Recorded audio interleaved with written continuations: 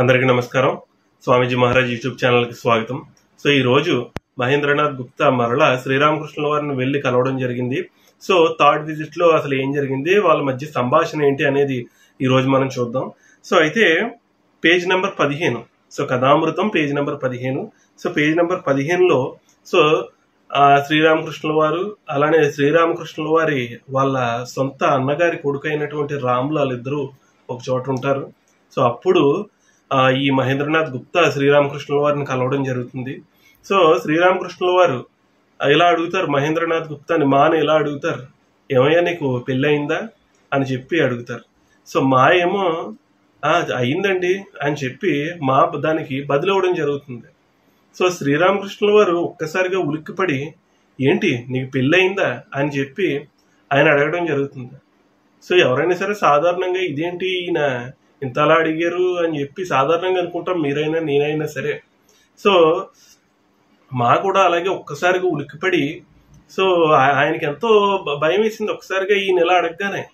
So తర్వాత కొంతసేపటికి మళ్ళీ శ్రీరామకృష్ణుల వారు మాని మళ్ళీ ఇంకో ప్రశ్న అడిగారు. సో పెళ్ళి అయింది అంటున్నాడు కదా, పిల్లలు గట్టే ఎన్నో ఉన్నారేమో అని చెప్పి సో శ్రీరామకృష్ణుల వారు మాని మళ్ళీ నీకేమైనా పిల్ల జల్ల ఏమైనా ఉన్నారా అని చెప్పి మాని మళ్ళీ ఇంకోసారి అడుగుతారు శ్రీరామకృష్ణుల వారు. సో నాకు పిల్లవాడు కూడా ఉన్నాడండి అని చెప్పి శ్రీరామకృష్ణుల వారికి చెప్పడం జరుగుతుంది. శ్రీరామకృష్ణుల వారు ఒక్కసారిగా ఏంటి నీకు పిల్లవాడు కూడా ఉన్నాడా అని చెప్పి శ్రీరామకృష్ణుల వారు అంటారు. సో వెంటనే మాకి సో ఏం చేయాలో పాలుపోదు. సో ఎక్కడ లేని భయం, ఇదేంటి ఇంత ఘోర అపరాధిలా తనని తానే ఎంతో పెద్ద అపరాధం చేసినట్టుగా భావించుకుంటాడు. సో ఏమైంది నేను ఎలా అడుగుతున్నారు, సాధారణంగా ఎవరైనా సరే అలాగే అనుకుంటారు. సో ఇక్కడ మీరు ఇంకో విషయం కూడా పరిశీలించాలి. అంటే ఇదేంటి పెళ్ళి అయిందా, పెళ్ళి అవగానే ఒక్కసారిగా ఆయన ఉలిక్కిపడి అలా అడగడం, అలానే ఒక పిల్లవాడు ఉన్నాడు అనగానే ఒక్కసారిగా ఆయన ఉలిక్కిపడి ఇలా అడగడం. సో దీన్ని బట్టి సో మీకు డౌట్ రావచ్చు, ఏంటి శ్రీరామకృష్ణుల వారు సో ఎవరిని ఎలా పెళ్లి గట్ట చేసుకోవద్దు అంటున్నారా అనే ఒక సందేహం అయితే మీకు రావచ్చు. సో మీరు చూసుకుంటే ఈ ప్రీవియస్ లెక్చర్లో మనం చెప్పుకున్నాం. సో ప్రతాపుడి సోదరుడు సో తన భార్యని తన బిడ్డల్ని అత్తగారి ఇంట్లో వదిలేసి వస్తే సో ఆయన ఏం చెప్తారు, సో నీ భార్య బిడ్డల పోషణ నీదే, సో వాళ్ళని నువ్వే జాగ్రత్తగా చూసుకోవాలి, నువ్వు వాళ్ళని అక్కడ అత్తారు ఇల్లు ఉందని చెప్పి అక్కడ వదిలేసి సో ఇక్కడ నువ్వు ఎలా తిరుగుతానంటే కుదరదు, ఒక ఉద్యోగం చూసుకుని వాళ్ళ పోషణ వాళ్ళ బాధ్యత అదంతా చూసుకోవాల్సిన కర్తవ్యం నీదే అని చెప్పి ప్రతాపుడి సోదరుడికి చెప్పడం జరుగుతుంది. సో ఇక్కడ మాకి ఎందుకు ఇలా చెప్పారంటే, అంటే మనిషిని బట్టి సో మారుతుంది. సో మాకి ఎందుకు ఇలా చెప్పారంటే ఆయన చెప్తారు మళ్ళీ తర్వాత, సో ఎందుకు ఇలా ప్రశ్నించారని చెప్పి. సో మాని కొంచెం వాత్సల్యంతో ఎంతో ఆత్మీయత ఇలా చెప్తారు, నేను నీ కళ్ళు సో నొసలి ముక్కు ఇవన్నీ అంటే నీ అవయవ నిర్మాణం, సో నీ అవయవ నిర్మాణం సో శారీరక అవయవ నిర్మాణం బట్టి సో నీలో కొన్ని ఆధ్యాత్మిక విలువలు నేను గుర్తించాను, సో అందుకని చెప్పి నేను ఇలా అడిగాను అని చెప్పి శ్రీరామకృష్ణుల వారు చెప్పడం జరుగుతుంది. సో వెంటనే మళ్ళీ శ్రీరామకృష్ణుల వారు ఇంకో ప్రశ్న అడుగుతారు, సరే ఇంతకీ నీ భార్య విద్యాశక్త లేదా అవిద్యాశక్త అని చెప్పి ప్రశ్నించడం జరుగుతుంది. మరొక ప్రశ్న మాకి. సో అసలు విద్యాశక్తి అంటే ఏంటి, అవిద్యాశక్తి అంటే ఏంటి అనేది తెలుసుకుందాం. సో విద్యాశక్తి అంటే మీరు చూసుకుంటే ఏ స్త్రీ అయితే, శక్తి అంటే స్త్రీ, ఏ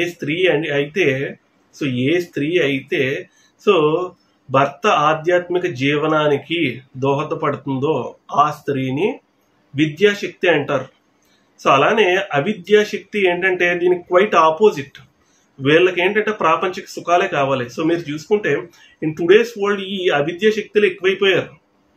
సో వీళ్ళందరికీ కూడా ఇట్స్ లైక్ ఏంటంటే సో భర్త ఎలా ఉండాలి, అలా ఉండాలి, ఇది చేయాలి, అది చేయాలి, మమ్మల్ని రెస్టారెంట్లకు తిప్పాలి, అక్కడికి తిప్పాలి, సినిమా హాల్కి తిప్పాలి అని చెప్పి ఒక పెద్ద లిస్ట్ ఉంటుందంటే అందరూ అలా ఉంటారని నేను అనట్లేదు. కానీ అవిద్యాశక్తులు ఈ మెంటాలిటీ ఈ విధంగా ఉంటుంది. వాళ్ళకి ఏంటంటే ప్రాపంచిక సుఖాలు కావాలి అంతే. సో ఇక్కడికి తిరగాలి, అక్కడికి తిరగాలి అని ఉంటుంది. కానీ ఏ భార్య కూడా ఇలా గుడికి వెళ్దామండి, ఇక్కడికి వెళ్దామండి, అక్కడికి వెళ్దామండి అని చెప్పి సో లేకపోతే ఈ రామకృష్ణ మఠంకి వెళ్దామండి, లేకపోతే తిరుపతి వెళ్దామండి అని చెప్పి అడిగే వాళ్ళు బాగా తక్కువైపోయారు. సో అందుకని మీరు చూసుకుంటే ఒక అండర్స్టాండింగ్ అనేది లేకుండా పోతుంది. సో పూర్వం అయితే విద్యాశక్తులు ఉండేవారు, సో ఆధ్యాత్మిక జీవనానికి వాళ్ళు ఎంతో దోహదపడేవారు. సో వాళ్ళ పూజలు పునస్కారాలు ఇవన్నీ ఎన్నో ఉండేవి. కానీ ఇప్పుడు ఈ విద్యాశక్తులు, ఈ ఆధ్యాత్మికత ఎవరిలో అయితే తక్కువ ఉంటుందో వాళ్ళు అవిద్యాశక్తులు. సో వాళ్ళలో ఆధ్యాత్మికత సో తక్కువ ఉండడం వల్ల సో ఈ విధమైన భార్యాభర్తల మధ్యన ఒక అండర్స్టాండింగ్ అనేది ఉండట్లేదు. వాళ్ళేమో ఏదో ఇక్కడికి అక్కడికి అంటారు. ఈ భర్త ఏమో ఉద్యోగానికి బయటకు వెళ్ళాలి, ఉదయం వెళ్తే సాయంత్రం వస్తాడు, వీడికి ఖాళీ ఉండదు. సో ఆవిడని ఎక్కడ తిప్పుతాడు? కుదరదు కదా, మగాడికి కుదరదు. ఆ ఉద్యోగం చేయాలా లేకపోతే ఇదా. సో ఈ అండర్స్టాండింగ్స్ ఉండవు. సో మాకు టైం కేటాయించట్లేదు ఇది అది అని ఎన్నో కొన్ని ఉంటాయి. అంటే కొన్ని చెప్తున్నాను, అంటే బయట నడుస్తున్న విషయాలు చెప్తున్నానంటే అందరూ అలా ఉంటారా అంటే అలా కాదు. సో అందులో విద్యాశక్తులు ఉంటారు, అవిద్యాశక్తులు ఉంటారు. అంటే ఎవరైతే ప్రాపంచిక సుఖాల కోసం ఆశిస్తారో, ఎవరైతే ఆధ్యాత్మిక జీవనానికి ఇష్టపడరో, దేవుడు అంటే ఇష్టపడరో వాళ్ళు అవిద్యాశక్తులు. సో శ్రీరామకృష్ణుల వారు కొన్ని పెళ్ళి అయింది అంటున్నారు, పిల్లవాడు ఉన్నాడు అంటున్నారు. సో ఇతనిలో మంచి ఆధ్యాత్మిక విలువలు ఉన్నాయి. సో ఆధ్యాత్మిక విలువలు ఉన్నాయి కాబట్టి పోనీ నీ భార్య అయినా సరే విద్యాశక్త. సో పెళ్ళి ఎలాగో అయింది అంటున్నాడు కాబట్టి అవిద్యాశక్తి అని అడుగుతారు. సో అడిగితే మాయ ఏం చెప్తాడంటే సో ఒకసారి so just refer once. So మంచిదే అయితే ఆమె అజ్ఞాని. సో మా సమాధానం చూడండి, ఆమె మంచిదే అయితే అజ్ఞాని అని చెప్పి మా బదులవ్వడం జరుగుతుంది. సో వెంటనే అంటే మాకి మేబీ తెలియకపోవచ్చు. సో అందుకని సో ఆవిడ మంచిదేనండి కాకపోతే కాస్త అజ్ఞాని అని చెప్పి మా బదిలిస్తే వెంటనే శ్రీరామకృష్ణుల వారు నువ్వు పెద్ద జ్ఞానివి మరి అని చెప్పి శ్రీరామకృష్ణుల వారు ఆయన్ని ఆ విసుగుతో ఆ విధంగా సమాధానం నువ్వు పెద్ద జ్ఞానివి మరి అని చెప్పి ఒక విసుగుతో శ్రీరామకృష్ణుల వారు బదిలివ్వడం జరుగుతుంది. సో వెంటనే శ్రీరామకృష్ణుల వారు చెప్తారు సో ఏది జ్ఞానం ఏది అజ్ఞానం అని. సో ఆయన మాతో ఇలా చెప్తారు ఒక ఆధ్యాత్మిక పరమైన విషయం. సో దేవుణ్ణి తెలుసుకుంటమే జ్ఞానం, సో దేవుణ్ణి తెలుసుకోలేకపోవడమే అజ్ఞానం. సో దేవుణ్ణి తెలుసుకుంటూ జ్ఞానం. అది అధమపక్షం దేవుణ్ణి తెలుసుకోకుండా మీరు చూసుకుంటారు ఈ ప్రాపంచిక సుఖాలు ఇక్కడికి తిరగాలి అక్కడికి తిరగాలి ఇవన్నీ ఉంటాయి చూసారా, ఇదంతా మాయ.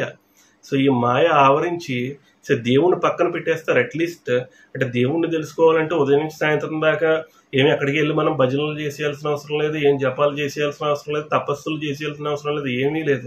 అట్లీస్ట్ సో మీ డైలీ లైఫ్లో ఒక 10 minutes అన్నా సరే మీరు దేవుడు సో అనే కాన్సెప్ట్కి మీ లైఫ్ని మీరు డెడికేట్ చేయగలిగితే అట్లీస్ట్ 10 minutes. సో ఒక 5 minutes ఏదో దేవుడికి పూజ చేస్తున్నట్టు, ఒక 5 minutes ఏదో ఒక మెడిటేషన్ ఆర్ జపం చేసుకున్నట్టు చేసుకుంటే సో మీ లైఫ్లో ఎంతో ప్రోగ్రెస్ అనేది ఉంటుంది. మీ లైఫ్ అనేది ఎంతో బ్యాలెన్స్డ్గా స్పిరిచువల్ బ్యాలెన్స్ అనేది మీ లైఫ్లో ఉంటుంది. సో శ్రీరామకృష్ణుల వారు సో ఆయనకి ఇచ్చిన ఉపదేశం ఇది మాకి. సో ఇది నేటి అంశం. Thank you. జయ రామకృష్ణ.